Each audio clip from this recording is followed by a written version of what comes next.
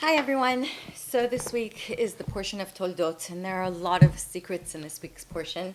And one of my favorite topics in spirituality and Kabbalah is reincarnation. And this week, if we can touch a little bit upon reincarnation, because really this whole story about Abraham and Isaac and Jacob is reincarnation. And how does that work?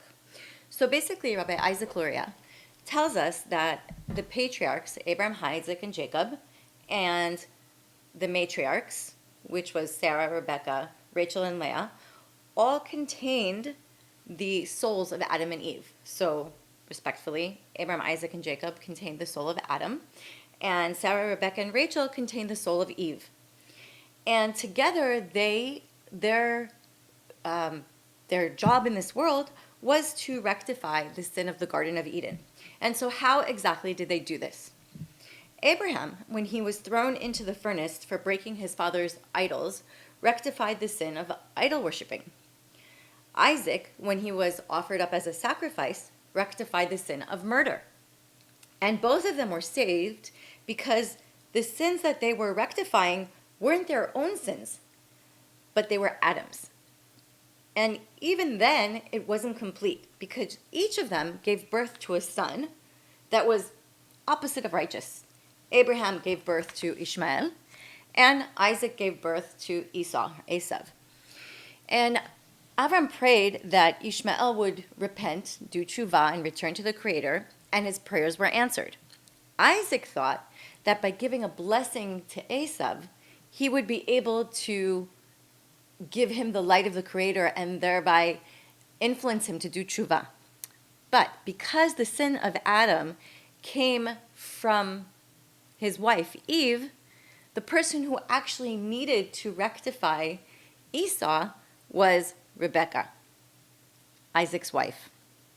And so for their part, according to Rabbi Isaac Luria, the brothers, Jacob and Esau, were basically the souls of Cain and Abel, more reincarnation. So the two sons of Adam and Eve, Cain and Abel, were Jacob and Esau.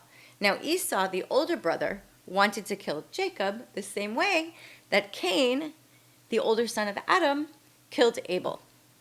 Now Isaac sends Esau out to the field to to hunt and bring him food, in the same way that Cain, who killed Abel, killed him in the fields.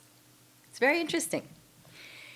And then Isaac asked Esau to bring him food, which is basically the minimum difference of between what happened between Adam and between Cain and Abel and Jacob and Esau. So the same way that Adam was given to eat two kinds of food, remember the two trees, good and bad, from the tree of knowledge, right? That's why Isaac sent Esau to bring food as sort of the rectification. Now Jacob, who was renamed Israel later, assumed that the world hadn't been rectified yet after the sin of Adam, and that's why he told his mother that he was afraid to bring his brother's clothes and receive his blessing instead of his brother. Because if the rectification was complete, then the blessings would be going to the right place to Jacob.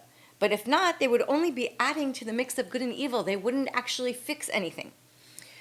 So this is why Jacob said to his mother, "And I will have brought upon myself a curse and not a blessing." He wasn't afraid of doing it. He was thinking about the rectification of the world. These were tremendous souls. But what does Rebecca tell him? That the time had come to rectify the sin of Adam and Eve, and it was her job, her task in this big plan to play it.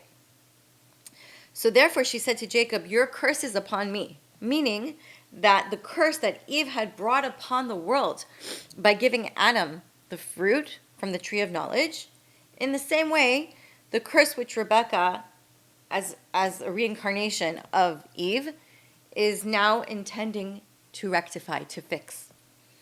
So she continues and she says to Jacob, "Listen to my voice," which is exactly what God said to Adam when he punished him and said, "Since you listened to your wife's voice."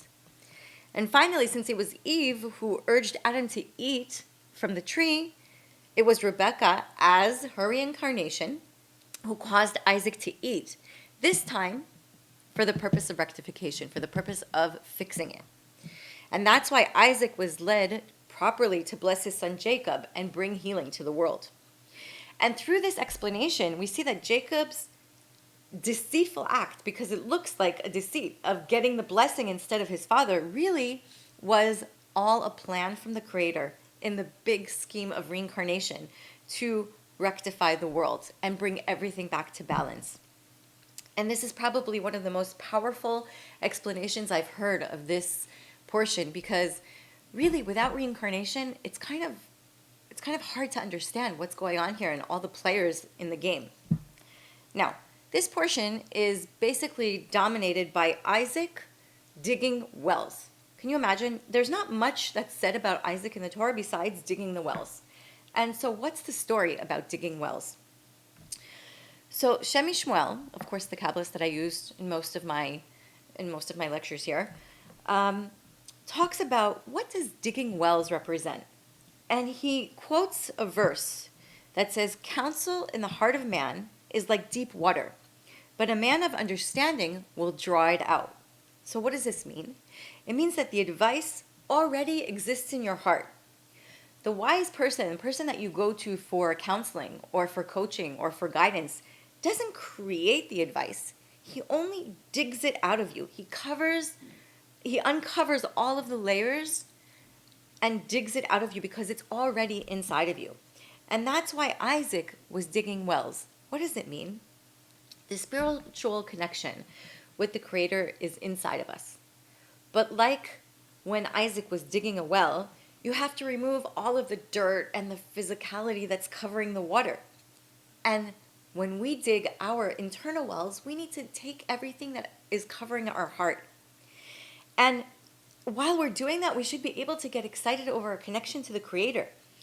But the physical world acts like a thick cover around our hearts, around our minds, and it prevents us from actually seeing spirituality, prevents us actually from connecting to our inner soul.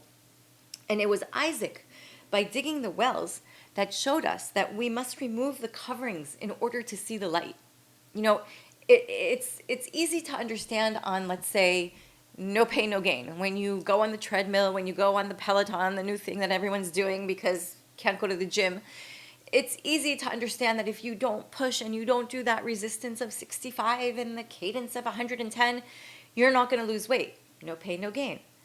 But when it comes to spirituality, because it's something that we can't see, we can't touch, it's so hard to understand that our hearts are covered. Every time we are angry, every time we become jealous, every time we become mad at ourselves, every time we have low self-esteem, it's not just about how we treat others, it's about how we treat ourselves. Every time that we go to those places, we add another cover on top of our hearts, and we're actually covering our well of inner knowledge, our well of knowing what we need to do to connect to the Creator, knowing what we need to do to make our lives better. So water is basically the symbol of spirituality, and it lies deep in our soul because it needs to be removed from all that dirt, all that dust, all that crumb, all those bad things that we say about ourselves, all the negativities that we have around us. Abraham knew the secret too, and he dug wells during his lifetime too. But he wasn't completely successful in defeating the power of the physical, and that's why the Philistines were able to fill in and stop his wells.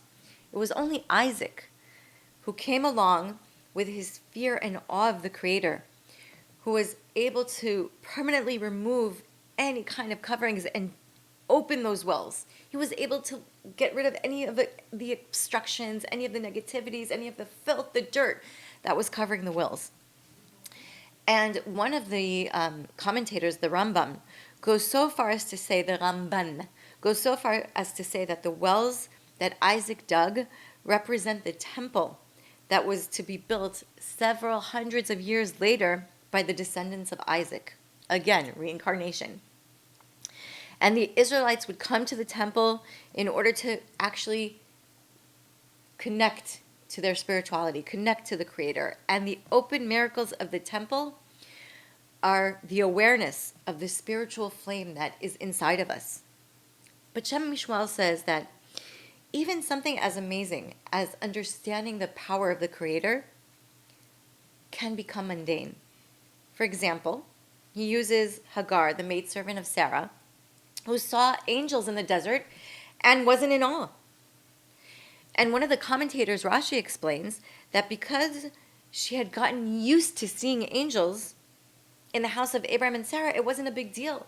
So what are we getting used to? What are the miracles around us that we see every day that we're used to? Opening our eyes, breathing by ourselves, being healthy, not getting sick. Those are miracles. But we take those for granted because we're lucky enough to open our eyes every day and be healthy. When anything positive repeats itself, it becomes ordinary. And there has to be a way for us to rejuvenate our spiritual selves. And that is another reason for digging wells, to remind us that there are spiritual treasures that are there and that they can't become a habit. We need to dig every day into ourselves to see what are those treasures that we haven't found yet. You know, in this COVID-19 era, I don't know if any of you have watched Vital or have seen Eliyahu, have seen everything that we do together. We're trying to reinvent ourselves every day. Why? Because we know that we need to appreciate everything that we have. But sometimes, because those things look so mundane, because those things become habit, they don't seem like miracles. Digging inwards, digging into your spiritual wells will rejuvenate you, will give you excitement about your lives, will give us excitement about our lives. And we need the constant inspiration to be able to be in awe, to be able to be in amazement. So that's why Isaac dug the 5 wells, to tell us that not only can we uncover the point of the Creator, godliness within each of and every one of ourselves, but that we have a responsibility to keep it alive within us. We have a responsibility to be inspiring all the time. And how do we do that? Through study. Through study, and spirituality. And not taking anything for granted. This portion tells us that Isaac loved his less than righteous son Esau more than Jacob, who was truly his righteous son, because Esau put food in his mouth. Meaning literally he used to go every day and hunt and kill and cook for his father. And one of the commentators explains that Esau would try to fool his father, asking him what seemed to be sophisticated questions in the law, which were in fact nonsense. For example, Esau asked Isaac how to tithe, from salt or from straw, which if you knew the laws, you don't really need to tithe from salt and straw. So Shem Mishmuel asks, why did Esau take these specific examples of salt and straw in order to fool his father, rather than any other questions that he could ask? And Shem Mishmuel begins the answer by saying that the entire universe is based on the duality of primary versus secondary, or essential versus superficial, important versus not important, priorities. For example, this world, as spirituality sees it, is secondary to the world to come. So the 6 days of creation are secondary to the importance of Shabbat. The principle is also in the physical world. When we eat a piece of fruit, it's clear that the edible portion obviously is more important than the core, than the seeds that we're not going to eat. We're only going to throw them away. Or if you have an orange, what's more important, the peel or the orange itself inside? Obviously, the inside is the primary and the peel is the secondary. It's just covering the fruit and keeping it safe. So if we take this, the main challenge is to see the difference between the essential versus the superficial. Whatever is secondary or superficial needs to be known as secondary and superficial. And then it can actually reach its potential. So what does that mean? If we understand that this physical world is not as important really as the world to come, and that this world is really only practice for the world to come, then this world, our lives, become spiritual and they become elevated and they become holy. When we understand the importance of Shabbat, or we understand the importance of studying spirituality, studying Torah, or praying and meditating, and we do it on Shabbat, then we understand that the rest of the week, the rest of the 6 days of the week, become holy not because they are holy, but because they are secondary to Shabbat. So everything we do builds up to the holiness of Shabbat, which is the primary. It says that from Shabbat to Shabbat, meaning from Sunday to Tuesday, you still have the energy of the Shabbat before. Wednesday to Friday, you start preparing for the Shabbat to come. Shem Shmuel explains that the relationship between Jacob and Esau was the same. Esau was secondary to Jacob. We know that Jacob is really who the primary important person would be because the lineage would come from Jacob. Now, Esau eventually received the blessings for physical wealth and bounty, while Jacob received the true birthright, which was the connection to the Creator. Esau's real importance came from being subservient and obedient to Jacob, as the physical must take second place to the spiritual. Unfortunately, sometimes we don't see it that way. Esau didn't see it that way. He saw himself as being dominant and important because he gave food to his father. And this was a mistake. He would have achieved his own perfection by accepting Jacob as his spiritual mentor. And then he would be able to reach his own potential. And that's why Esau asked his father about tithing straw and salt, because salt or straw are not important things. They're only secondary. You can eat food without salt, and it only enhances the food, but it's not the important part of the food. And you don't need a straw at all. You don't need straw at all. You really only need straw in the straw that we're talking about in those days to feed animals. But you can feed animals other things. So Esau, following his own nature, focused on what was superficial and secondary instead of really realizing the importance and the essential things in life. We need to understand what's secondary and what's primary in our lives. We need to understand that if we don't have complete clarity of who we are, that's secondary to actually digging the wells, going deep inside, or if we already go to advice or coaching, being open to having that coach, having that advisor dig out of us the things we can't see, because our eyes look out. It's very hard for ourselves to look inside of us. Isaac was digging those wells for future generations. And the people that we have in our lives that can truly help us without agenda, without trying to gain something for themselves, but they are well diggers. Those are the people that we should look for to help in our lives. Thank you.